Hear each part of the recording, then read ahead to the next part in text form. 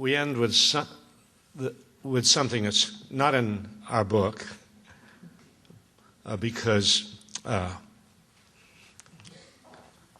this is too recent. This is a speech by Cindy Sheehan, whose son Casey was killed in action in Iraq on April 4th, 2004, and she delivered a speech in August at the Veterans for Peace Convention in Dallas, Texas.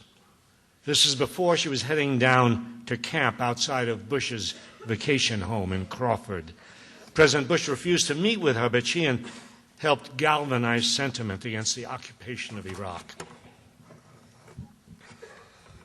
I said to my son not to go.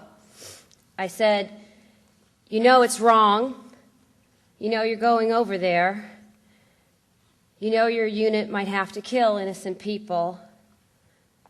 You know you might die. And he says, my buddies are going.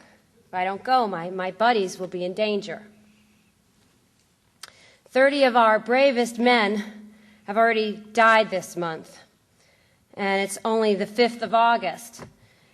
And the tragedy of the Marines in Ohio is awful. But do you think George Bush will interrupt his vacation and go visit the families of the 20 Marines that have died in Ohio this week? No. Because he doesn't care. He doesn't have a heart.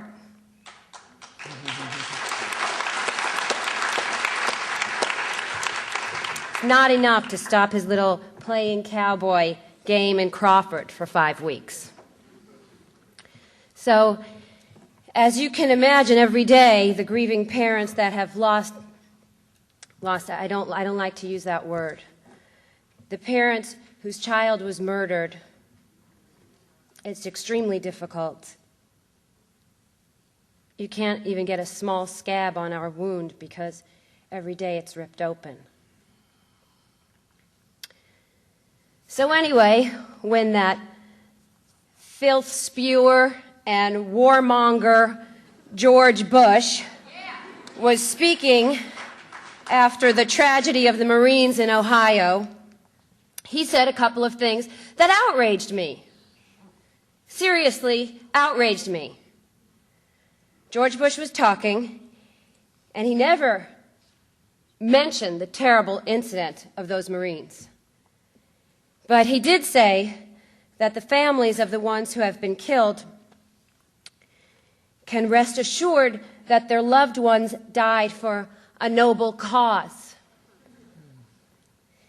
He also said, he says this often, and this really drives me crazy. He said that we have to stay in Iraq and complete the mission to honor the sacrifices of the ones who have fallen. And I say, why should I want one more mother to go through what I've gone through? Because my son is dead. You know what? The only way he can honor my son's sacrifice is to bring the rest of our troops home.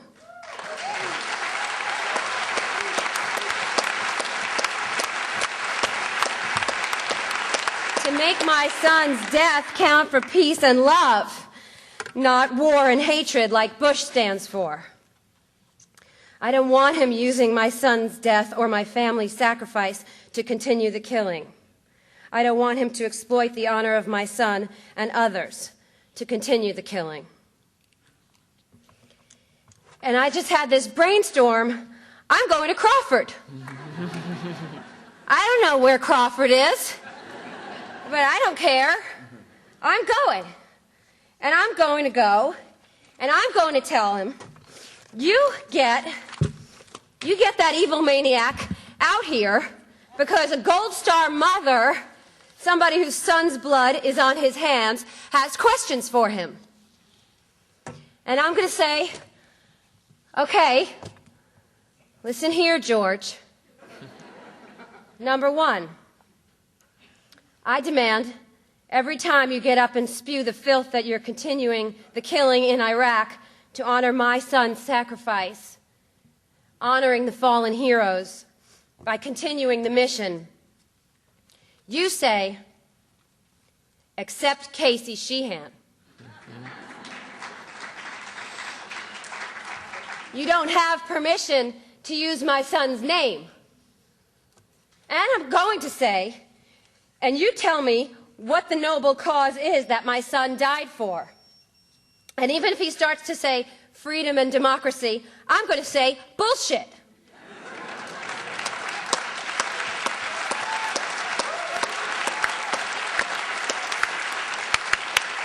You tell me the truth. You tell me that my son died for oil. You tell me that my son died to make your friends rich.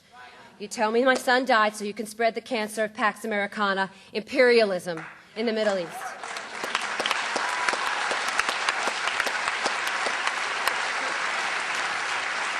You get America out of Iraq, you get Israel out of Palestine, and you'll stop the terrorism.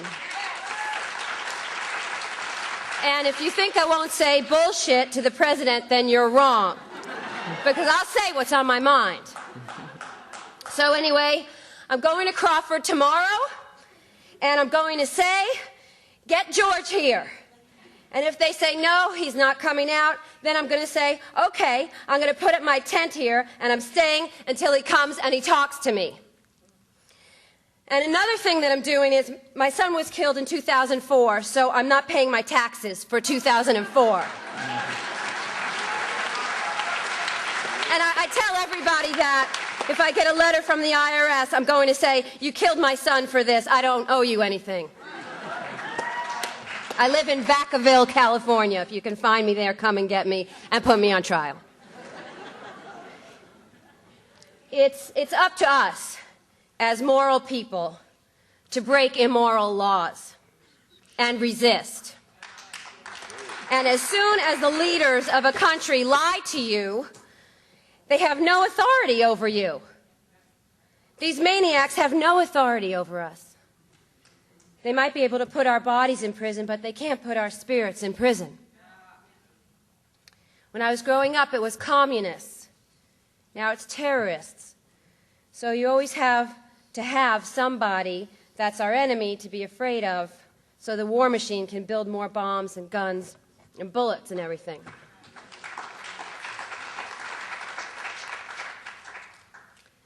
But I do see hope. I see hope in this country. 58% of the American public are with us. We're preaching to the choir, but not everybody in the choir is singing. If all of the 58% started singing, this war would end.